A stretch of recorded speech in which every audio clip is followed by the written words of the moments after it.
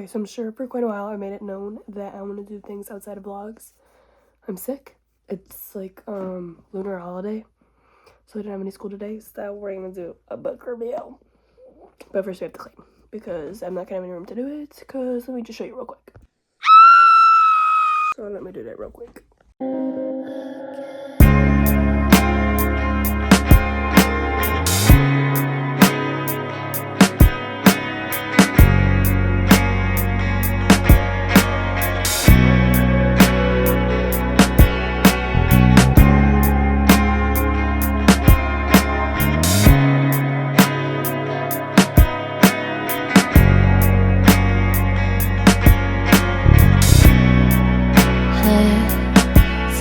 About the moments we spent, I just want you to be happy. So this is a mess as well, but this is kind of what we're working with. I put my books in order of like what I've read. So like this would be like the very beginning. Some of it's not going to be in order. Like this should all be in order. These, and then this is to be read. And so I didn't really read any of these. Actually, I'm pretty sure this whole shelf I didn't read. But it's like I don't want to read those books. It's like the books that were kind of just like thrown on me. So my shelf is definitely not like a library. That's not all the books I read. A lot of the books I gave some of them to like Aaron, and then Aaron of course lost them. So maybe that's what I'll do, and then I'll add it into this video as I'll try and look for those books. But yeah, if I didn't already say it like 10 times, because I usually forget. I'm doing a book review because I'm sick, I have no school. Yeah, I definitely said this already. But anyways, so we're gonna start the one I'm currently reading. So far, this is how far in I am. So far, I really like it. The only thing is sometimes, like, I feel like it's hard for me to read books that big. I feel like I need my attention kept in, like, one compacted story where, like, someone's dying, they're falling off a cliff, and then someone burns alive. Like, I need constant action. So this is a little bit difficult, but, I mean, I like it. Like, I've made it thus far into the book. I'm the type of person that can never read a book and then just start a new one or just drop it. You know what I mean? Like, I feel like it's, like, fucked up or something. I don't know. But right now, this is it's by Stephen King. I've been on this little Stephen King ramble, as you'll see, because I'll show my other books I recently read. Needful Things. I like it. It's basically like this creepy little guy comes into, of course, Maine, because if you don't know Stephen King, all of his things take place in Maine. And low-key, if I was ever an author, I'd probably do that too. But like with like Western New York or something, that'd be cool. Because I did say I tried to write my own book one time, and then I kind of like, I made it to like 8 chapters, and I feel like I was on a good pace, yada yada, but then I kind of fell off. Anyways, this creepy little guy joins a town. He opens up a shop. Everyone in the town is super nosy. There's like a deep dark secret in the town, and basically the shop has like whatever that person like wants in their head, it like appears in the shop type stuff. You'll see. I'm not gonna spoil it. I hate spoiling stuff by accident, so that's the book I'm currently reading. Moving on. Yeah, I kind of want to get this one out of the way, so we're just gonna go ahead and get to my freakiest books. So, most freakiest and like completely out of pocket, wild. My favorite one, I think, is probably this one, because personally I like racing too, and it was like all about like F1. My uncle does derby racing, so that'd be really cool. I should vlog that sometime. So this one definitely hit more closer to home. It was like more personal. Yeah, this one was wildin'. I mean, I finished it, but it was wildin'. And I'm pretty sure I like was like going around in like freshman year reading this in school. I'm sorry, Mom. Yeah, anyways. This was huge on TikTok for a little bit, and I was like, you know what, let's give it a try. Anything that was available on Amazon was immediately my book. Vampire Trials, I was obsessed with Vampire Diaries, so this was also a pretty good book to me. I'm not gonna lie. So, most favorite, second favorite, Utter Insanity. Also, I know there's like some confliction with some of the authors I might pull out. I might pull out some like Colleen Hoover and Penelope Douglas. I got these books like 10 million years ago, so I'm sorry that like Colleen Hoover wrote about little kid balls and I still have the books. Like, I'm not the type to just hear about that and burn a book, you know what I mean? Like, no. What, I was gonna say something else. Aaron has another freaky book, Punk 57. He lost it. Or so far he lost it. He doesn't look. When he loses my stuff, he doesn't look.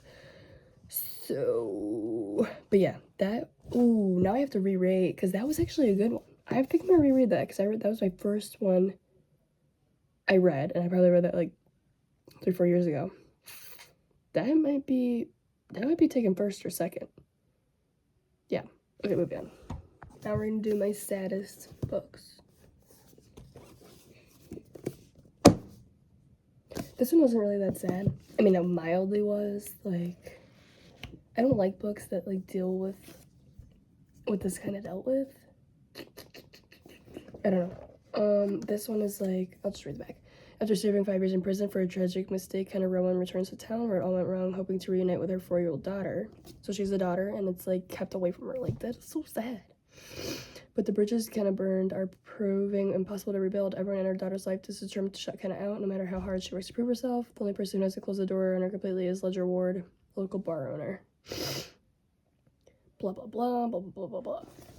I feel like I have many Colleen Hoover books because my mom is my book provider. And I don't really ask for my books sometimes. Like, my mom will be out at, like, Sam's Club, Target, and she'll be like, oh, it'll say, like, #1 popular book right now, and she'll just be like, let's get, like, 10 of these. So she'll do that. So this is one for my mom. I like the cover, low-key, but, like, what? This book was confusing. There's definitely tear stains in this book. If I looked hard enough, I could find some. I'm telling you. Absolutely heart-wrenchingly sad. The Art of Racing in the Rain. I read this book probably 5 years ago, and this book still makes me sad just looking at it. Is there a back? Hold on. Okay, no, there's not like a little thing about it. Extremely sad. I can't read sad books, so this is my only sad book on the entire shelf, minus this stupid thing. Anyways, oh my god, I can't with my hair right now. Extremely sad. It's about a dog's perspective, and the dog's a golden retriever, and all my dogs are golden retrievers, so it makes me so sad. But it's basically, I remember there's like boobs too. Ooh, maybe I shouldn't spoil it. It's not a freaky book, but there was boobs. This like girl tried to like, ooh, no, that's spoiling it. Okay. If you like to be sad, read it. It's a very good book. It's one of those books that like really gets you emotionally, because when I read, I like put myself into the book. So everything that went on that was very sad. Hold on, there's a cat trying to break in. Okay, my next up is like murder mystery, psychological thriller, whodunit type stuff. I'm gonna have to break this up because this is my personal favorite genre. So the majority of those books are gonna be all that. So we're gonna split this up a little bit. So I read these two back to back. So the storylines blurred to me because they were pretty much the same.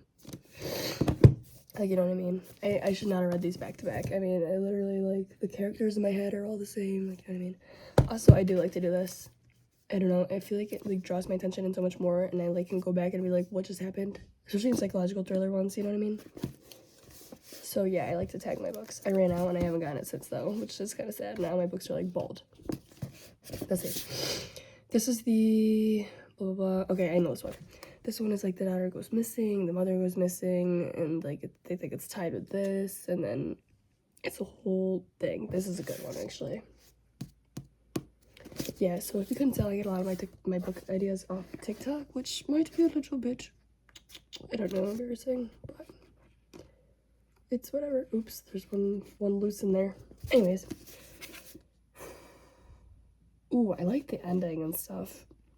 I'm not gonna lie, this gotta be like 9 out of 10. This one. This is one I think I don't really remember. Well, hold on. Yeah, and it doesn't have a thing, of course. Oh yeah, it does.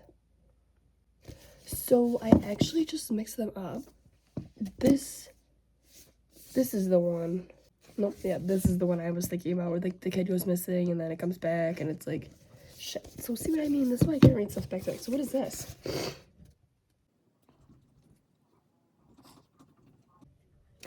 Oh, this was a good one too.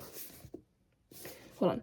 Ellie Mack was the perfect daughter, and then she was gone. 10 years after Ellie's appearance, her mother, Laurel Mack, is trying to put her life back together when she meets an unexpectedly charming man at a cafe before she knows that she's meeting Floyd's daughters and his youngest, Poppy. Poppy takes Laurel's breath away because the eerily precious Poppy is the spitting image of Ellie. Ooh, yucky. Bro, this book was messed up.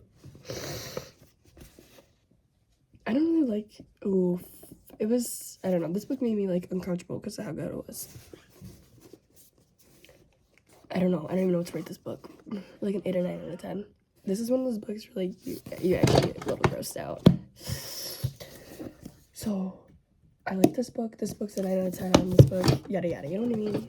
Oh my god. These books, these are good. You should actually read these if you like. Especially this one. Carm, if you're watching this and you need something that'll constantly get your little short suspension span attention going, do this one. This one's messed up. Oh, but you said you don't like books with, like, kids, though. And that's about, like, a little... Oof. Ew! If I knew what that book was about, I probably wouldn't have read it. But, like, I enjoyed reading it anyways, you know what I mean? Okay, this. I think there's supposed to be 3, but I only have these 2. This, I feel like maybe I read through things too fast, because I can't remember this. I only, like... Once I start reading a new book, that's all that's on my mind. Like, I'm only thinking about the characters and the plot of this. But anyways... This obviously, I'm pretty sure this was pretty good because I was like, I'm gonna read this and then I'm gonna watch the seasons, and then Aaron watched the entire thing without me, so. The season looked very, like, iffy though. It wasn't like, it looked very, like, backyard. If I can recall though, this was pretty freaking good. I don't know why, but these reminds me of, like, Scream. Like, if Scream was, like, book series, which I'm sure it is, this is, like, it. Yeah, one of us is lying, one of us next. I rate this series, like, 9.7 out of 10. Pause, hold on. I don't even know if I'm gonna have space to get through all this. Also, I literally just cleaned my room and now it's a mess again. I don't even know. It, like, just spawns in. Absolute favorite. 11 out of 10. Beauty. I tagged the hell out of this one. Sort of. You can't really see. Very good. Alicia Burnton's life is seemingly perfect until one night when her husband, Gabriel, returns home late from work, and Alicia shoots him 5 times in the face and then never speaks another word. Alicia's refusal to talk or give any kind of explanation turns a domestic tragedy into a mystery that captures the public imagination. I'll let the rest go on from there. Extremely, extremely good. I really like this book, Loki. This is from Liv. Shout out Liv. Really good. Moving on. Alright, next we're gonna move on to my favorite series. Holly Jackson has my absolute heart. As soon as she came out with 5 is 5, I read that as well. That's up there, but I don't know if I'm gonna read that one. Good Girl's Guide to Murder. This, I read this a while ago, but I mean, this series had, like, a hold on me. I mean, I literally, like, was trying to become the character, like, the main character. In this book, it's about, like, a girl, she's, like, her own little forensic investigator type thing. She solves her own murders, or, like, there's a murder and she tries to solve it. She's always listening to these criminal, like, podcasts, and right after I read the series, I was immediately listening to criminal podcasts, like, 24/7. Like the Who Did It ones. I don't know what order it goes in. I think it's, like, boom, boom, boom. Really good. If you're looking for, like, a series back to back to back, I definitely recommend this one. These ones. All of these ones. I gotta give it, like, a 10 out of 10 just because of how much it, like, affected me. I was, like, obsessed with it. Very good. If I could write a book, I wish I could write it like this. I love the covers, too. Really good. This is taking me a lot longer and stuff than I thought, so I think I'm just gonna do real quick, like, favorites of Riley Sager and the favorites of Stephen King and then call it. So, we have Only One Left, Middle of the Night, Final Girls, Stay. Oh no.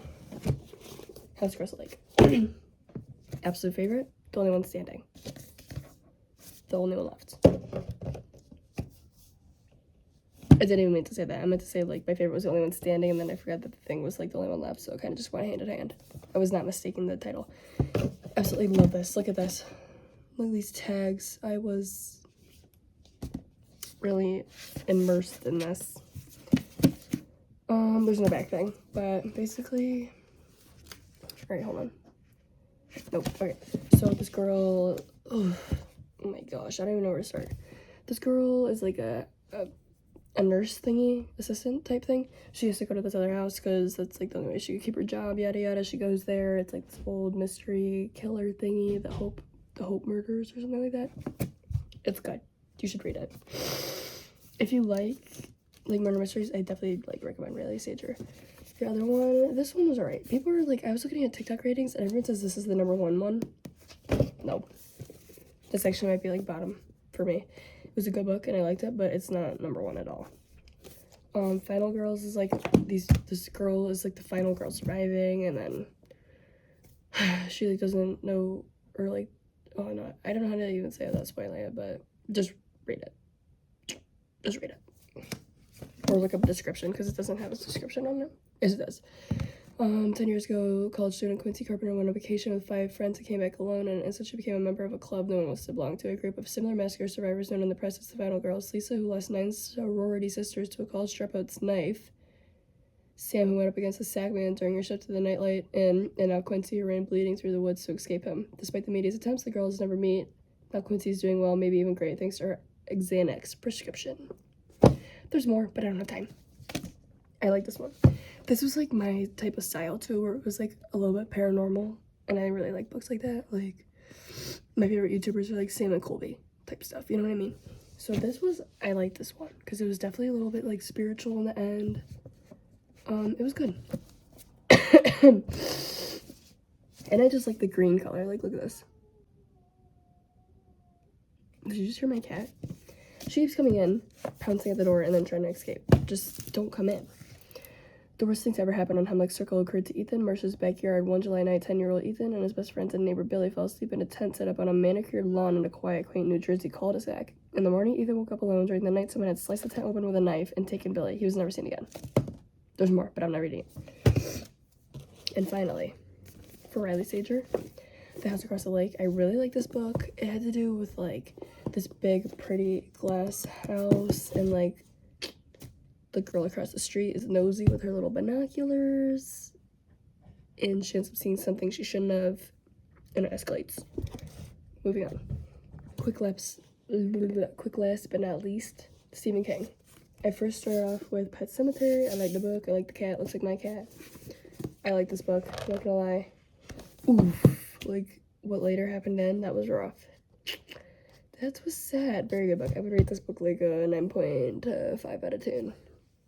I liked it. If you guys want me to read, I'll read, I suppose. When Dr. Lewis Creed takes a new job and moves his family to idyllic and rural town of Leadville, Maine, this new beginning seems to be too good to be true. Yet despite Lolo's tranquility, there's an undercurrent of danger that exists here. There's trucks on the road outside the Creed's beautiful old home travel by just a little too quickly, for one thing, as evidenced by the makeshift pet cemetery and back in the nearby woods. I tried to watch the movie, but I had to go somewhere, I don't know. But this book, he actually said, was like based off like his actual home. His actual home. Okay, and then I believe I read this next. This is like one of the books where it's like made up of a bunch of short stories.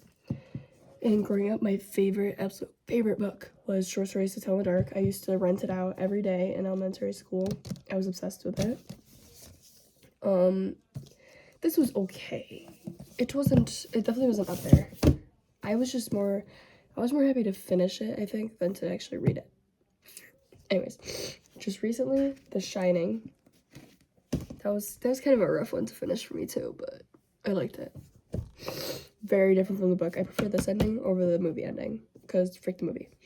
Quick shout out to Peter Tonsley. He's my field hockey coach, and he was my lacrosse coach, and he's the best ever, and he has the cute little book. If you're bored and you're looking to try something new, I definitely recommend this.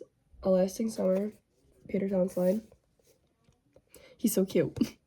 Can the past ever change the future? 16-year-old Drew Michael's reluctant vacation to the shore in Ocean Heights turns into an amazing adventure as he mysteriously awakens into the start of a journey that will take him back to 1965 and a father he never knew. Mysticism and destiny weave an unforgettable journey for Drew across the backdrop of Maryland's beaches and boardwalks. Twists and turns abound, unexpected love and friendships form, but the mystery of Drew's presence remains, only to be revealed in a dramatic ending that spans the ages.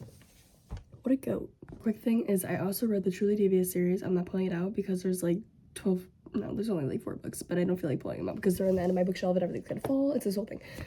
But that was also a really good book series, and if you like mysteries, like constant twists and turns, and like, oh, what's the word, like, I feel like it's like inheritance games. I haven't read it, so I'm finally going back to this video, and I literally have to add this clip in it because of how bad I realized I am. Like, I don't know why I was stuttering so bad and like mistaking things, but I have read the inheritance games before.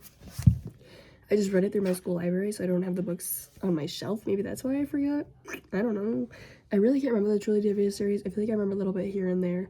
But I would say they're fairly similar. I think the Inheritance games was low-key better than Truly Devious, though. But I did read it before. I don't know why I said that. But I've heard it's similar, so if you read Inheritance games, I assume it's like Truly Devious. It's good. I'm trying to think what it is. It kind of reminds me of like Harry Potter, like the building it's set in and everything type stuff. You know what I mean? Anyways, so now I gotta shorten this video and see if I can actually make it enjoyable. So, bye.